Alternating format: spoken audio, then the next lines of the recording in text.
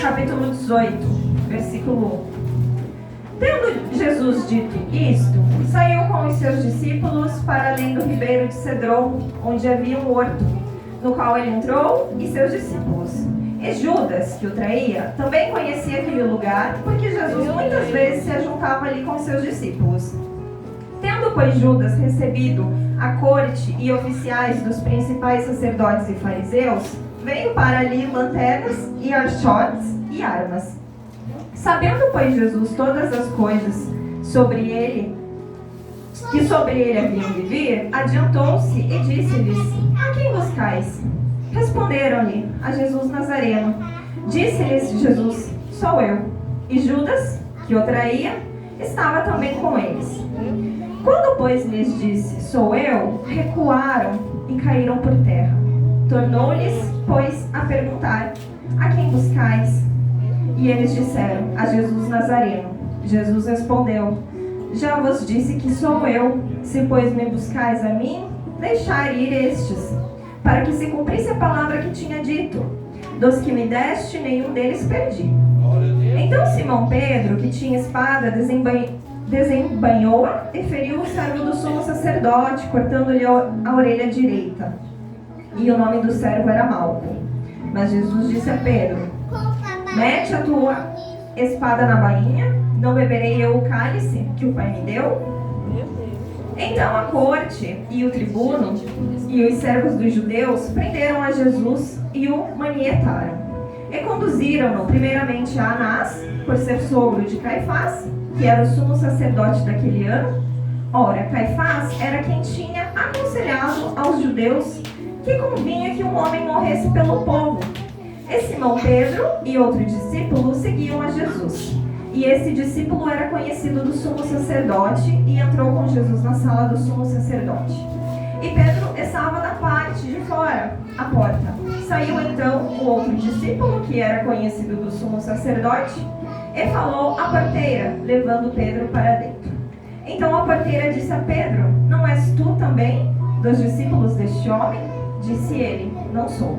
Ora, estavam ali os servos e os criados que tinham feito brasas e se aquentavam porque fazia frio. E com eles estava Pedro, aquentando-se também. E o sumo sacerdote interrogou Jesus acerca dos seus discípulos e da sua doutrina. Jesus lhe respondeu: Eu falei abertamente ao mundo, eu sempre ensinei na sinagoga e no templo, onde todos os judeus se ajuntam, e nada disse em oculto. Para que me perguntais a mim? Pergunta aos que ouviram o que é que lhes ensinei. Eis que eles sabem o que eu lhes tenho dito. E tendo dito isto, um dos criados que ali estavam deu uma bofetada em Jesus, dizendo: Assim respondes ao sumo sacerdote? Respondeu-lhe Jesus: Se falei mal, dá testemunho do mal, e se bem, por que me feres? E Anás mandou-o maniatado ao sumo sacerdote Caifás. E Simão Pedro estava ali e aquentava-se. Disseram-lhe, pois: Não és também tu um dos seus discípulos? Ele negou e disse: Não sou. E um dos servos do sumo sacerdote, parente daquele a quem Pedro cortara a orelha, disse: Não te vi eu no horto com ele? E Pedro negou outra vez, e logo o galo cantou. Jesus perante Pilatos, versículo 28. Depois levaram Jesus da casa de Caifás para a audiência, e era pela manhã cedo. E entraram na audiência para não se contaminarem, mas para poderem comer a Páscoa. Então Pilatos saiu fora e disse-lhes: Que acusação trazeis contra este homem? Responderam e disseram-lhe: Se este não fosse malfeitor, não te entregaríamos. Disse-lhes, pois, Pilatos: Levei-o vós e julgai-o segundo a vossa lei. Disseram-lhe então os judeus: A nós não nos é lícito matar pessoa alguma, para que se cumprisse a palavra que Jesus tinha dito, significando que morte havia de morrer. Tornou, pois, a entrar Pilatos na audiência e chamou a Jesus e disse-lhe: Tu és o rei dos judeus? Respondeu-lhe Jesus: Tu dizes isto de ti mesmo, ou disseram-te outros de mim? Pilatos respondeu: Porventura sou eu judeu? A tua nação e os principais dos sacerdotes entregaram-te a mim, que fizeste? Respondeu Jesus: o meu reino não é deste mundo. Se o meu reino fosse deste mundo, pelejariam os meus servos, para que eu não fosse entregue aos judeus. Mas agora o meu reino não é daqui. Disse-lhe, pois, Pilatos: logo tu és rei? Jesus respondeu: tu dizes que eu sou rei. Eu para isso nasci, e para isso vim ao mundo, a fim de dar testemunho da verdade. Todo aquele que é da verdade ouve a minha voz. Disse-lhe Pilatos: que é a verdade? E dizendo isto, tornou a ir ter com os judeus, e disse-lhes: não acho nele crime algum. Mas vós tendes por costume que eu vos solte alguém pela Páscoa? Quereis, pois, que vos solte o rei dos judeus? Então todos tornaram a clamar, dizendo: este não, mas Barrabás. E Barrabás era um salteador. Pilatos, pois, tomou então a Jesus e o açoitou. E os soldados, tecendo uma coroa de espinhos, lhe puseram sobre a cabeça, e lhe vestiram uma veste de púrpura, e diziam: salve, rei dos judeus, e davam-lhe bofetadas. Então Pilatos saiu outra vez fora, e disse-lhes: eis aqui vou-lo trago fora, para que saibais que não acho nele crime algum. Saiu, pois, Jesus fora, levando a coroa de espinhos e o vestido de púrpura, e disse-lhe Pilatos: eis aqui o homem. Vendo-o, pois, os principais dos sacerdotes e os servos clamaram, dizendo: crucifica-o, crucifica-o. Disse-lhe Pilatos: tomai-o vós e crucificai-o, porque eu nenhum crime acho nele. Responderam-lhe os judeus: nós temos uma lei, e segundo a nossa lei deve morrer, porque se fez filho de Deus.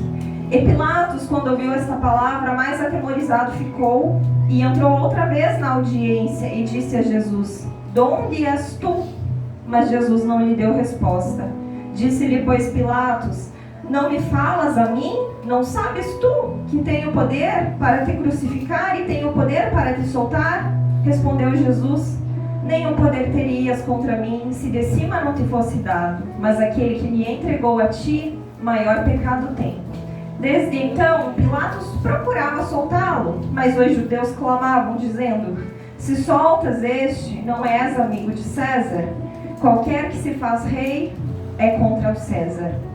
Ouvindo, pois, Pilatos esse dito, levou Jesus para fora e assentou-se no tribunal, no lugar chamado Litostrotos, e em hebraico Gabatá. E era a preparação da Páscoa e quase a hora sexta, e disse aos judeus: eis aqui o vosso rei. Mas eles bradaram: tira, tira, crucifica-o. Disse-lhe Pilatos: hei de crucificar o vosso rei? Responderam os principais dos sacerdotes: não temos rei, senão o César. Então entregou-lhe para que fosse crucificado, e tomaram a Jesus e o levaram. E levando ele às costas a sua cruz, saiu para um lugar chamado Caveira, que em hebraico se chama Gólgota, onde o crucificaram, e com ele outros dois, um de cada lado, e Jesus no meio. E Pilatos escreveu também um título, e pô-lo em cima da cruz, e nele estava escrito: Jesus Nazareno, Rei dos Judeus. E muitos dos judeus leram este título, porque o lugar onde Jesus estava crucificado era próximo da cidade, e estava escrito em hebraico, grego e latim. Diziam, pois, os principais sacerdotes dos judeus a Pilatos: não escrevas Rei dos Judeus, mas que ele disse: sou o Rei dos Judeus. Respondeu Pilatos: o que escrevi, escrevi. Tendo, pois, os soldados crucificado a Jesus, tomaram os seus vestidos e fizeram 4 partes para cada soldado uma parte, e também a túnica. A túnica, porém, tecida toda de alto a baixo, não tinha costura. Disseram, pois, uns aos outros: não a rasguemos, mas lancemos sorte sobre ela, para ver de quem será, para que se cumprisse a escritura que diz: dividiram entre si os meus vestidos, e sobre a minha vestidura lançaram sortes. Os soldados, pois, fizeram estas coisas. E junto à cruz de Jesus estava sua mãe e a irmã de sua mãe, Maria de Cleófas e Maria Madalena. Ora, Jesus, vendo ali sua mãe, e que o discípulo a quem ele amava estava presente, disse à sua mãe: mulher, eis aí o teu filho. Depois disse ao discípulo: eis aí a tua mãe. E desde aquela hora o discípulo recebeu em sua casa. Depois, sabendo Jesus que todas as coisas estavam terminadas, para que a Escritura se cumprisse, disse: tenho sede. Estava, pois, ali um vaso cheio de vinagre. E encheram de vinagre uma esponja, e pondo-a num ensopo, lhe chegaram à boca. E quando Jesus tomou o vinagre, disse: está consumado. E, inclinando a cabeça, entregou o Espírito. Os judeus, pois, para que no sábado não ficassem os corpos na cruz, visto como era a preparação, pois era grande o dia de sábado, rogaram a Pilatos que se lhes quebrassem as pernas e fossem tirados. Foram, pois, os soldados, e na verdade quebraram as pernas ao primeiro e ao outro, que com ele fora crucificado.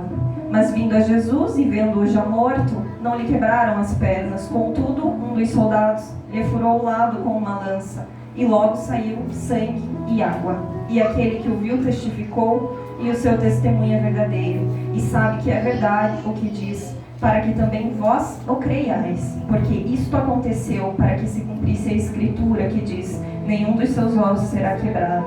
E outra vez diz a Escritura: verão aquele que transpassar. Até aqui. Pode se assentar, igreja. Amém. É uma leitura um pouquinho extensa, mas é necessário que mantenhamos sempre vivo esse texto em nossos corações. E hoje, pela graça e pela misericórdia do Senhor Jesus, um culto de ceia, o Senhor colocou essa mensagem no meu coração e eu gostaria de explicar algumas coisas para a igreja referente a esta passagem, e que não sejam só as minhas palavras, mas com base na palavra verdadeira de Deus. Mas foi um estudo que eu fiz para a minha faculdade, para o meu curso de conclusão de curso. Eu escrevi sobre as ilegalidades do julgamento de Jesus Cristo. Ou seja, o que foram as ilegalidades? O que ocorreu durante as fases do julgamento do Senhor Jesus que não poderiam ter ocorrido segundo a lei romana daquela época. Roma, ela tinha uma lei. Ela tinha um rei que era César. Rei era César, e os judeus, eles eram submetidos à lei romana.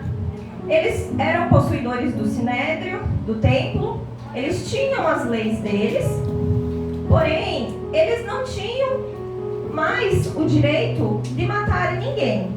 Quando Roma dominou toda a região, a Judéia, ela perdeu essa autoridade de matar qualquer pessoa, independente do crime que essa pessoa pudesse ter cometido, mas eles possuíam as leis deles, conforme a Torá, conforme as crenças em Deus, e o povo judeu servia a Deus e serviam as leis conforme o entendimento deles, mas eles haviam perdido grande autoridade devido ao rei César, e depois César denominou o título a Pilatos de governador da Judéia.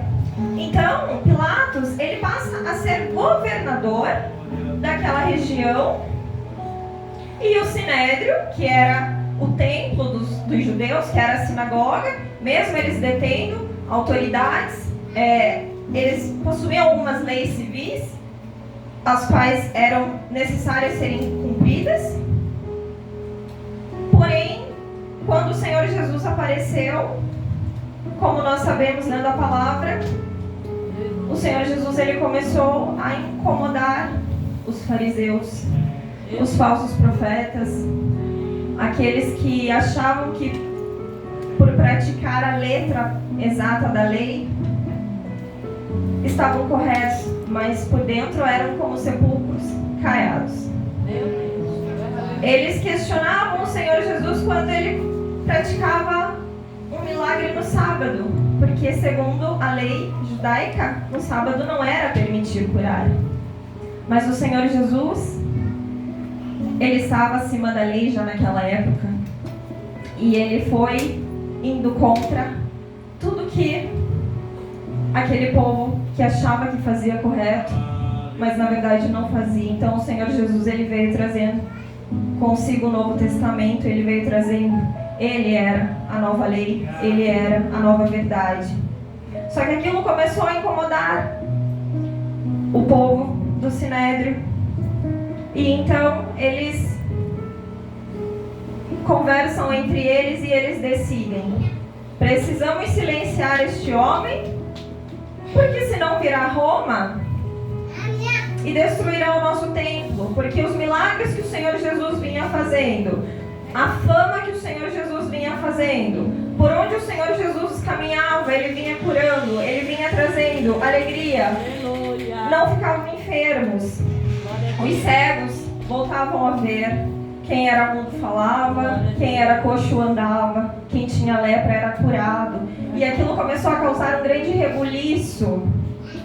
Assim nós entendemos que aonde há a presença do Senhor Jesus, Ele não mudou. Aonde há a presença do Senhor Jesus, a cura. Às vezes a gente espera ver uma cura física, uma cura de uma doença, mas nós estamos tão calcificados que nós não vemos que nós precisamos ser curados dentro da nossa alma antes de tudo. Muitas vezes nós oramos por uma dor de cabeça, nós oramos por uma dor no nosso pé, nas nossas pernas, mas nós não oramos pela dor da nossa alma.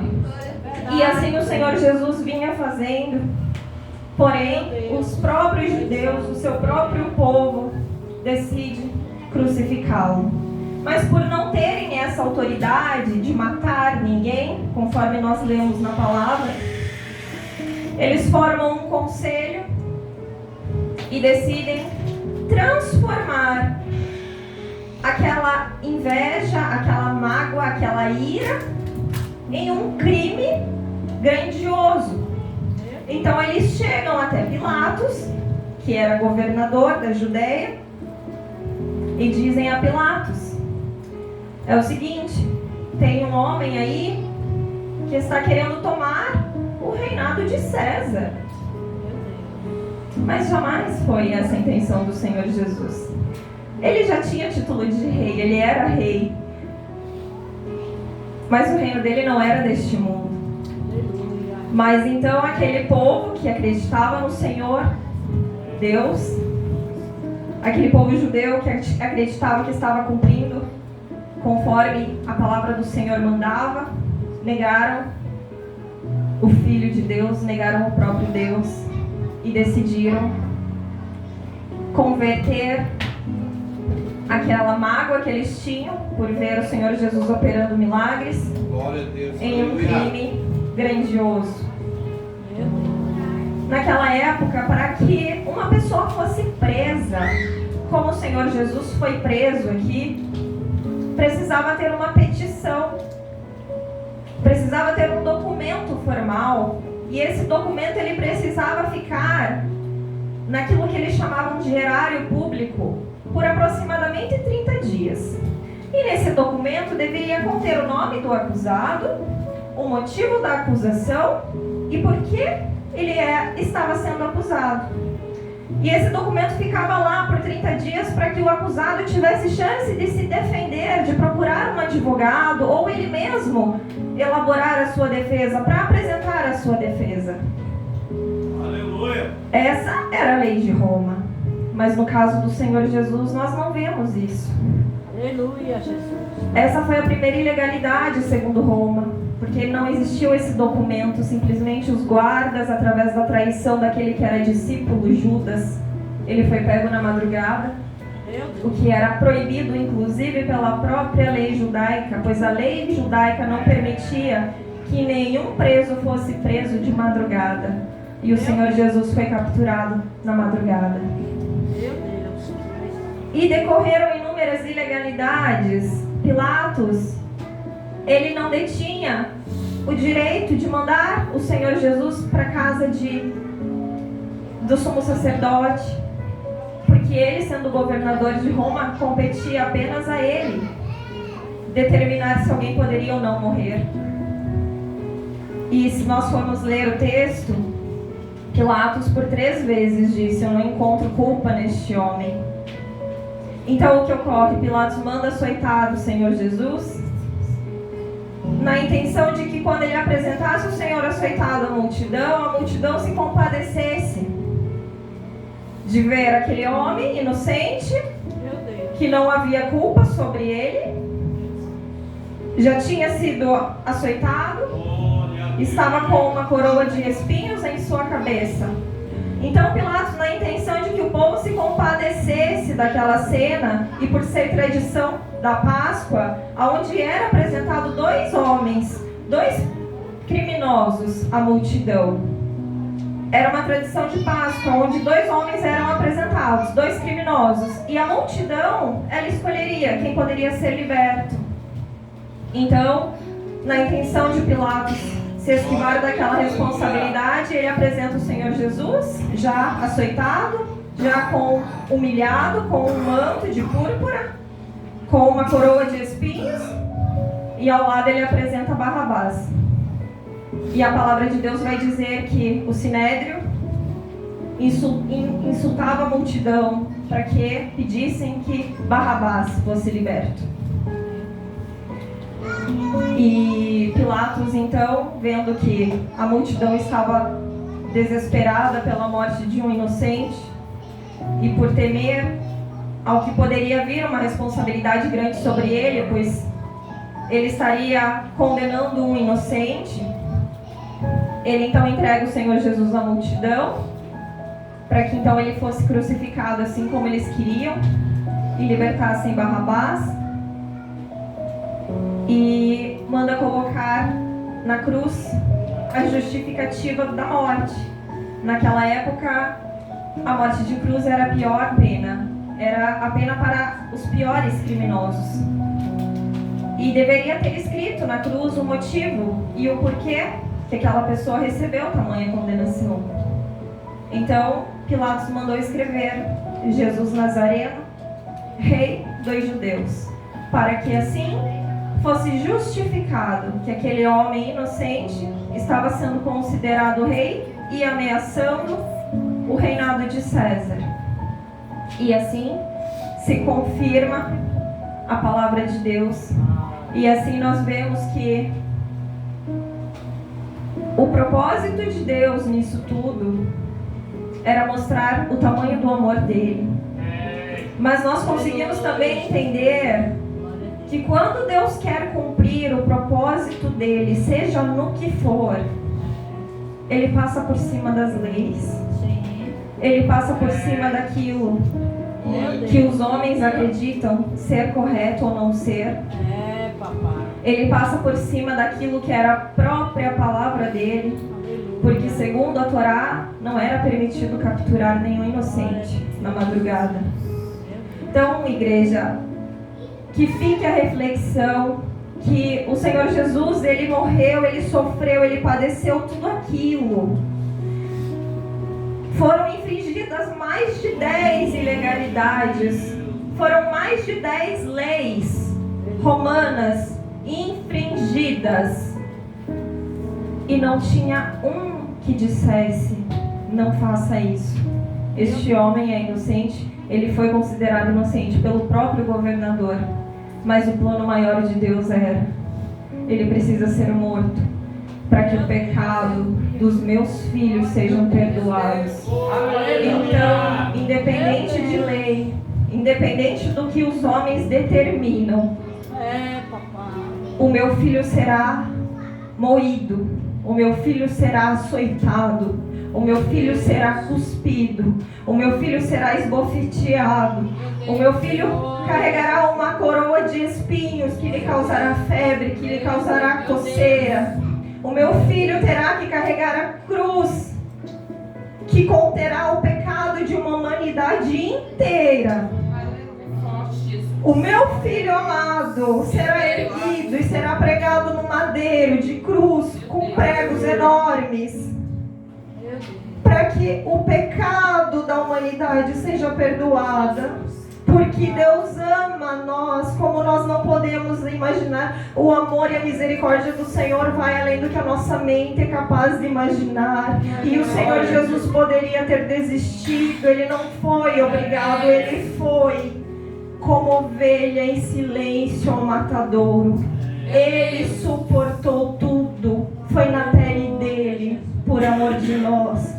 Irmãos, eu não sei qual é o pecado de cada um de nós, pois somos falhos e pecadores, mas o Senhor Jesus diz na noite de hoje: filho, o teu pecado não é maior do que a dor que eu suportei. O teu pecado, a tua aflição, aquilo que tu acha que é grande, não é maior do que aquilo que eu suportei de braços abertos. Eu já venci, eu ressuscitei, eu estou vivo, e pelo meu sangue todo pecado será perdoado. Basta você se arrepender de todo o teu coração e confessar com a tua voz.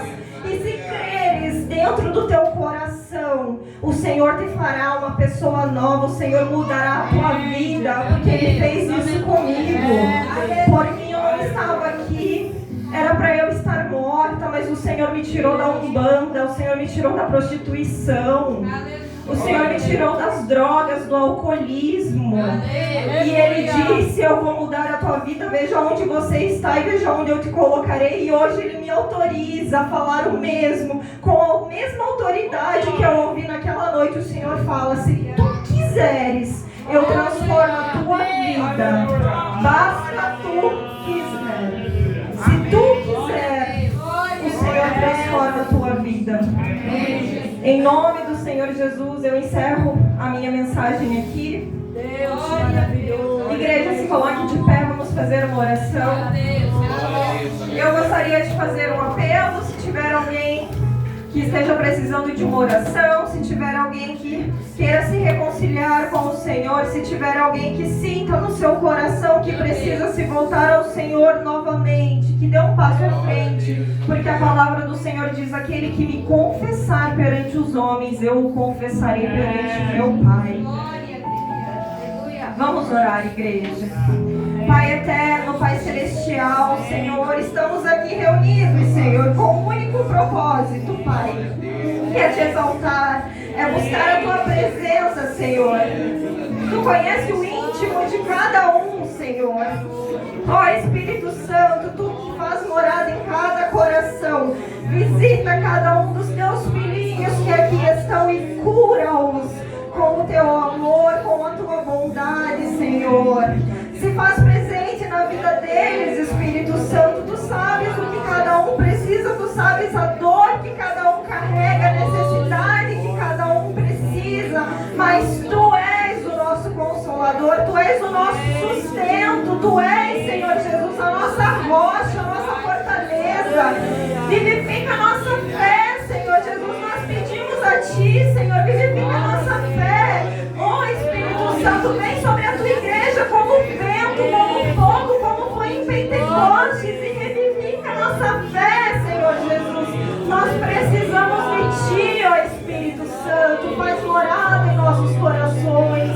Arranca com a tua mão poderosa, Senhor, toda mágoa, toda tristeza, toda dor, e faz morada em nossas vidas, trazendo a tua alegria, Senhor Jesus. Em nome do Senhor Jesus, é assim que nós te pedimos.